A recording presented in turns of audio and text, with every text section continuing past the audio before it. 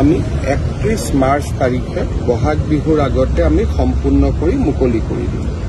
অৰ্থাৎ আপোনালোকক মই ড্ৰয়িংটো দেখুৱাবই পাৰিলোহেঁতেন।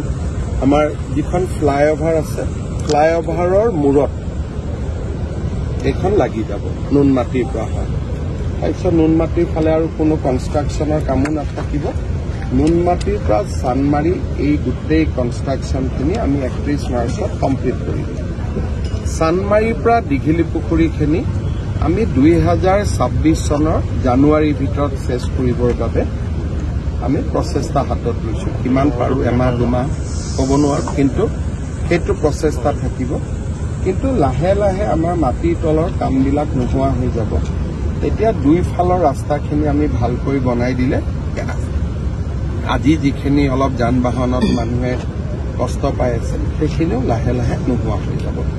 আৰু দুৰ্গা পূজাৰ সময়ত কামো যাতে কৰা নহয়, ৰাস্তাটো দুইফালে অলপ ভাল কৰি দিয়ে আৰু পূজাৰ ভিৰৰ মাজৰ সময়খিনিত ফ্লাইঅভাৰৰ কামটো বন্ধ ৰাখিব।